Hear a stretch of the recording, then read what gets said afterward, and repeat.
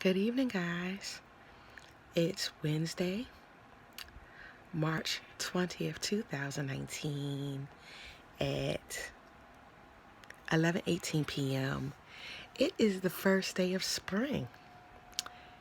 Have you guys ever had a day that was just like super, super duper awesome? Like, today was so awesome for me. I just been excited. I've really been excited about things that God is doing in me, for me, around me, through me. I'm just been excited. Um, I'm going to apologize to you about this. Let me clear it up. Like I said, it's 11 something at night. Pulled my hair down into two pigtails. 'Cause my hair is super curly. You can't tell in this, but I typically do not tie my hair down at night. I normally just go to bed. I just, let it do whatever. But I wanted to tie it down a little bit. So instead of wrapping it and all of that and braiding, because I don't know how to braid. All girls do not know how to braid. Okay? So get that stereotype out of here. But I did do little pigtails. Just pulled my hair down to two sections. It's not even evenly split. But I pulled my hair down into two sections and just put them into some little pigtails. But that's not the purpose of the video.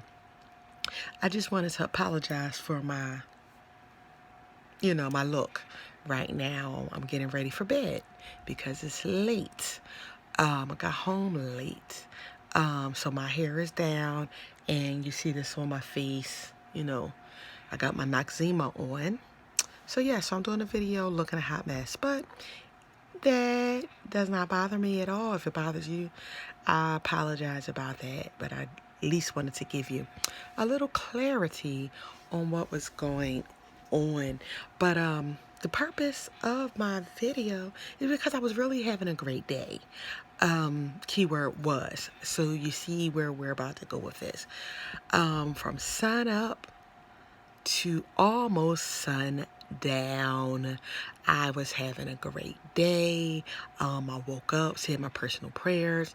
Then we had the prayer line. Got on the prayer line, enjoyed the prayer line, got another word from God, listened to the different testimonies and questions for our pastor. I got off the prayer line, got up, got started for work, had a good work day, had nice conversations with friends, had good conversations with family members, had good conversation with my boyfriend. It just was an excellent sun up to almost sundown. So today is Wednesday, and I went to Bible study. Well, my church calls it Bible Institute. We have like breakout classes and things like that. We normally have a theme or a topic. That's what I would say. We normally have themes and topics. So we break them out. It's really awesome. It's very enlightening, and it helps us to grow. And this semester, the title of the class is called Forgetting God, talking about ways that we forget God in our everyday life. So that was truly a test for me today. And that's why we should always remember that we never have arrived. We do not arrive. Every day we are still journeying along. We're still walking. We're still traveling. We're still learning, planning, praying, crying, laughing, singing, running, swimming, whatever you want to say. We're always moving ahead. So some people, sometimes we're high and we're mighty and we're, arrogant, overly confident, whatever you may want to say, super religious, super righteous, holier than thou, better than the next person. No. Every single day We are learning, and we are not independent. We are dependent on God. We can't do anything without God. So, I had to say that just to make some things clear. So in our class, we are talking about how we forget God. We're supposed to love God more than anything or anyone else. And we are supposed to love our neighbors as ourselves. Your neighbor is not always physically your neighbor next door. It's your friend. It's your family member. It's your coworker that gets on your nerves. It's the person in the store that ran into you with their cart and did not say, "Excuse me." These people are your neighbors. Everybody. People that have a different background than you. People that's taller than you. People shorter than you. People lighter than you. People darker than you. People thinner than you. People fatter than you. People of a different background, as in different races. People that classify as other on paperwork. Someone say they're not a female. The other person say they're a male. Someone says, I don't know what I am. Different religions, different neighborhoods, different schools. Maybe you went to an Ivy League school. Maybe that person went to HBCU. Maybe that person over there went to a community college. Maybe that person didn't go to college. Maybe that person's in the military. Maybe that person hates the military and doesn't believe in it. No matter what, we're all different. Nobody is better than anybody else. And we are all God's children. Whether, you worship God or do not worship God. We're all made by Him and Him alone. So with that being said, on my way to Bible study, I stopped to pick up my family. Okay? And when I was pulling up in front of their house, I realized somebody literally just parked. Like, the guy was parking as I was parking. He was like 3 seconds in front of me. And he did not leave enough space for me to park behind him, which is where I was going, So I tooted the horn a little bit to see if he would notice me, so he looked and, I waved or whatever, trying to get his attention to say, do you mind moving up? But, he looked back forward again. So I'm like, well, maybe he didn't notice. So I tooted the horn again, and he looked back at me and didn't say anything. So I was like, okay, what's going on? So I put my hazards on so I would not get hit, because the street, it's a lot of traffic. It's not a highway or anything or interstate. It's a busy street. So if you're not parked in a space, if you're double parked, you could pretty much get hit because of the people were not really paying attention. So I just wanted to pull into the space to safely pick up my family members. But the gentleman, he either was not paying attention, he could care less, I'm not really sure. So when he got off his car, I called my family to let them know I was out front. And our cars now connect our phones and, Bluetooth or whatever.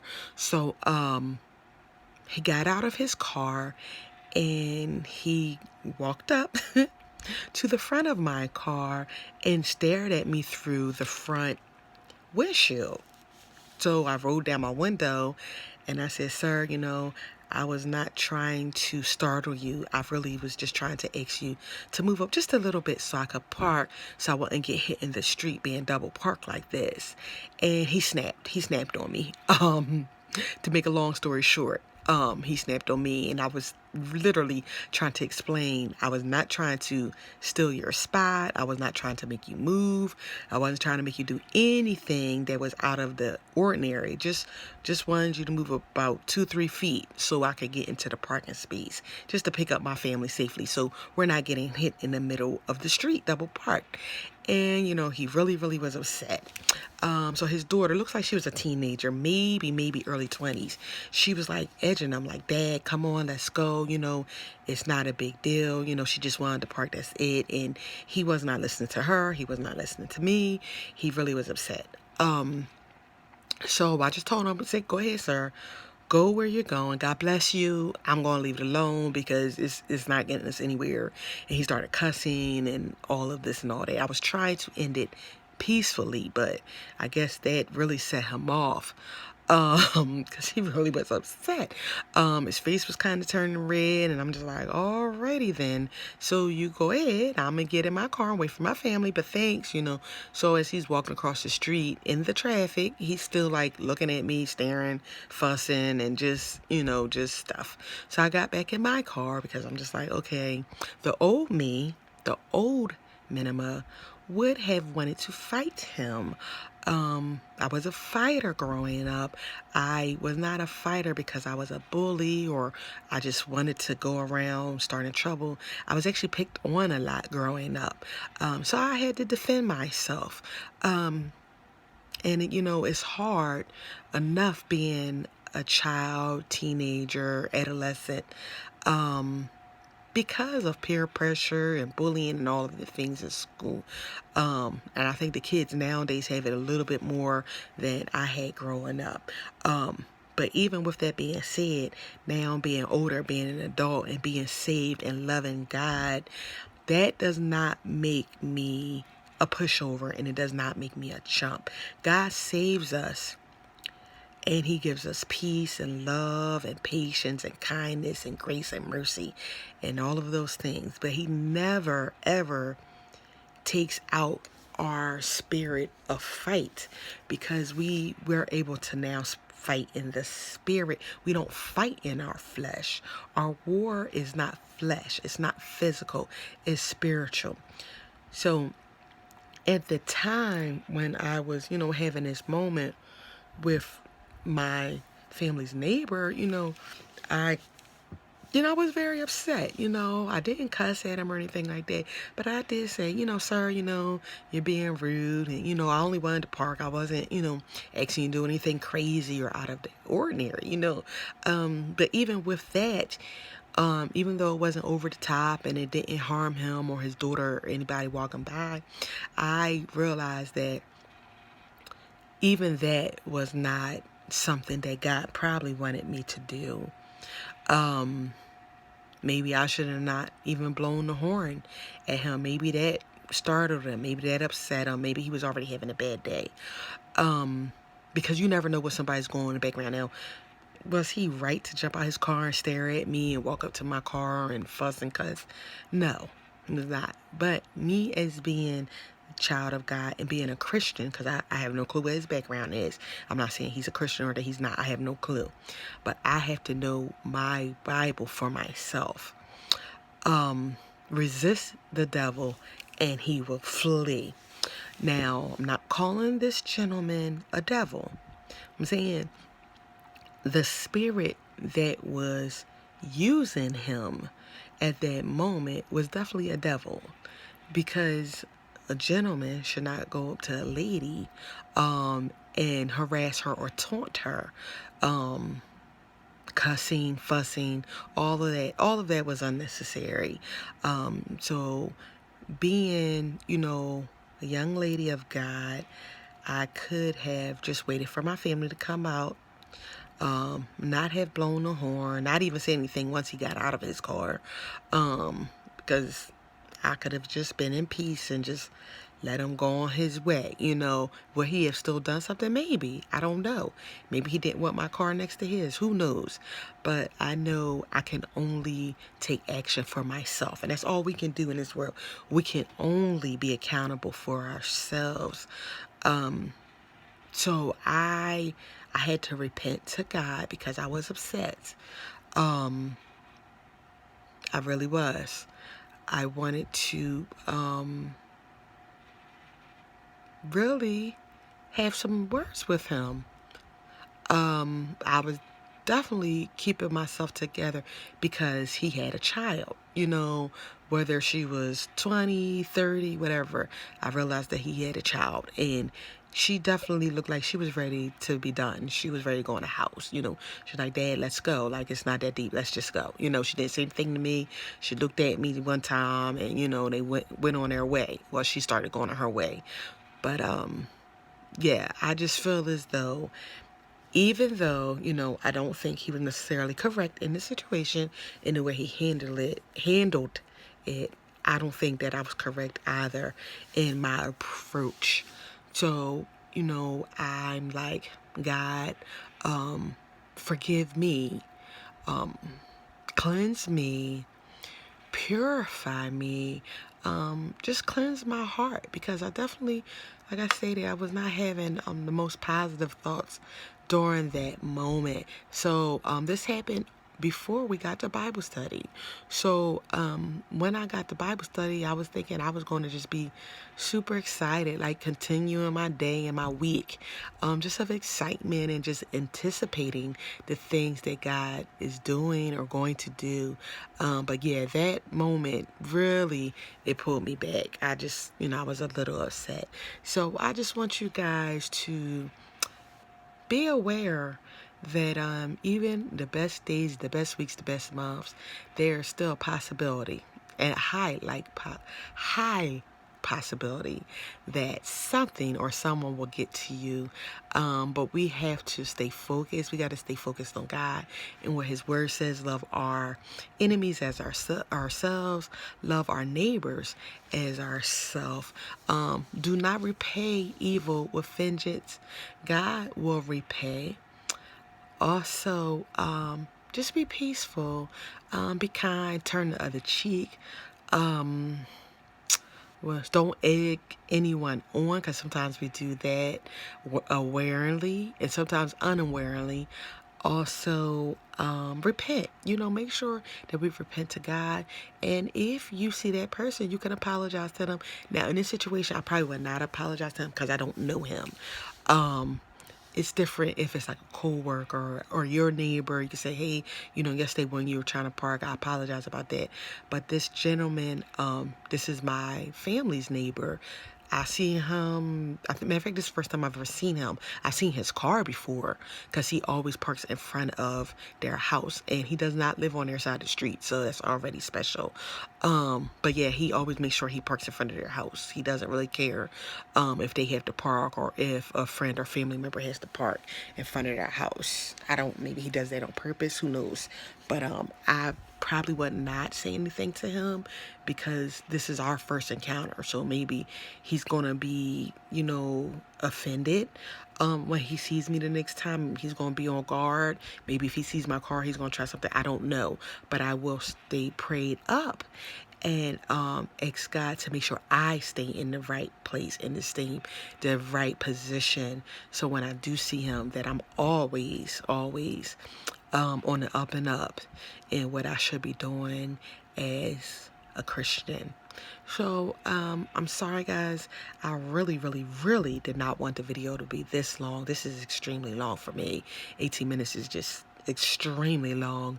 I think my longest video has been maybe 14-15 minutes. And I told you guys before, I never want to have a video that's past 10 minutes. And this, okay, so I'm leaving on this note, with my Noxzema on my face, with my pigtails. It is what it is. I just hope you guys have a blessed night. I hope that the rest of your week is marvelous, excellent. I hope you're lifted up. I hope you're feeling good about the different things that's going to happen in your life. Pray for your friends. That's something that I definitely want to say. That's the first thing. Make sure that you have someone else's name, on the altar. Make sure you're praying for someone else and uplifting someone else and encouraging someone else. Job 42:10 says, and I'm paraphrasing, please forgive me, that God released Job from his issues when he prayed for his family. And when I say family, he prayed for his friends. He prayed for his friends, and God turned the things around that was happening to Job. And he even gave Job twice as much as he had before, because he had lost everything. He lost everything. So pray for your friends. It's really important. And I just pray for them so you can get things, or God can do wonderful things for you. But pray for your friends, because it's important to pray for others. So on that note, you guys have a wonderful night. I apologize for the long video. I will see you guys soon, okay? God bless. Good night.